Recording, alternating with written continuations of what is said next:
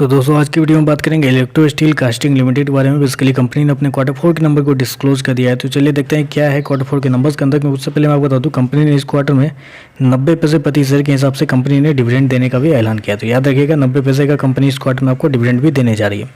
चलिए नंबर देख लेते हैं। नंबर्स क्या है, डाटा बेसिकली लाख्स में दिया हुआ है। मैं आपको करोड़ में कन्वर्ट करके सुनाता हूँ कैसे क्या हुआ है। पिछले क्वार्टर की बात करें तो पिछले क्वार्टर में कंपनी का टोटल रेवेन्यू जो कंपनी ने ऑपरेशन के थ्रू जनरेट किया था 1851 करोड़ के आसपास। पिछले साल की बात करें तो 1576 करोड़ के आसपास, जबकि इस क्वार्टर में देखें तो बढ़ के 1872 करोड़ के आसपास आ चुका है। तो साल दर साल देखें तो साल दर साल कंपनी के रेवेन्यू के अंदर ऑलमोस्ट आप बोल सकते हैं कि 20% के आसपास की तेजी आपको देखने को मिल रही है।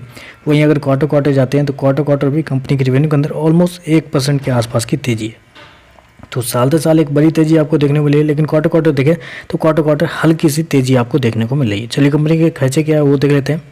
पिछले क्वार्टर की बात करें तो पिछले क्वार्टर में कंपनी खर्चे 1771 करोड़ के आसपास, पिछले साल 1442 करोड़, जबकि इस क्वार्टर में कंपनी खर्चे 1787 करोड़ के आसपास है। तो कंपनी के खर्चे भी ऑन एन एवरेज बैलेंस ही देखने को मिले, ज़्यादा कुछ बड़ी तेजी तो नहीं है खर्चे के अंदर कंपेयर टू पिछले क्वार्टर और पिछले साल। चलिए कंपनी का ओवरऑल प्रॉफिट क्या बन के आता है वो देख लेते हैं। पिछले क्वार्टर की बात करें तो पिछले क्वार्टर में 78 करोड़ के आसपास का प्रॉफिट था, पिछले साल 112 करोड़ के आसपास का प्रॉफिट, जबकि अभी देखें तो कंपनी का प्रॉफिट अप्रोक्सीमेटली 89 करोड़ के आसपास है। तो क्वार्टर देखें तो क्वार्टर कंपनी के प्रॉफिट के अंदर एक अच्छी खासी तेजी आपको देखने मिली। अप्रोक्सीमेटली आप बोल सकते हैं 14% के आसपास की तेजी है। वहीं अगर साल दर साल जाते हैं तो साल दर साल कंपनी का जो प्रॉफिट है वो आपको हल्का सा गिरता हुआ देखने को मिल रहा है।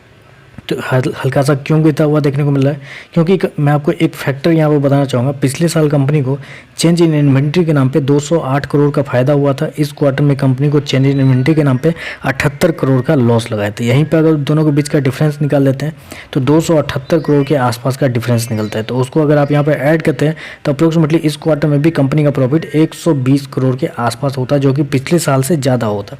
तो अल्टीमेटली देखें तो कंपनी के नंबर मेरे हिसाब से तो पॉजिटिव साइड पे जाते हुए देखने को मिले। चलिए ईपीएस देखते हैं। ईपीएस क्या है, पिछले क्वार्टर में 1.32, पिछले साल 1.90, अभी देखें तो 1.50 है। तो ईपीएस नेट प्रॉफिट के ऊपर ही कैलकुलेट किया जाता है, इसलिए साल दर साल आपको गिरता हुआ देखने को मिला है। तो ओवरऑल देखें तो मेरे हिसाब से नंबर पॉजिटिव साइड पे है, क्योंकि कंपनी का रेवेन्यू क्वार्टर साल दर साल दोनों बढ़ा है और कंपनी के चेंज इन इन्वेंट्री की वजह से कंपनी का जो साल दर साल प्रॉफिट गिरता हुआ देखने वाला है। लेकिन ओवरऑल देखें तो मेरे हिसाब से नंबर पॉजिटिव साइड पे, तोड़फोड़ वाले नंबर नहीं है हाँ, लेकिन पॉजिटिव साइड पे 2-4% ऊपर या 2-4% नीचे हो सकते हैं शेयर के अंदर। तो बस आज के लिए बस इतना ही। वीडियो पसंद आए तो लाइक कीजिएगा, साथ में साथ चैनल को सब्सक्राइब जरूर कीजिएगा। धन्यवाद।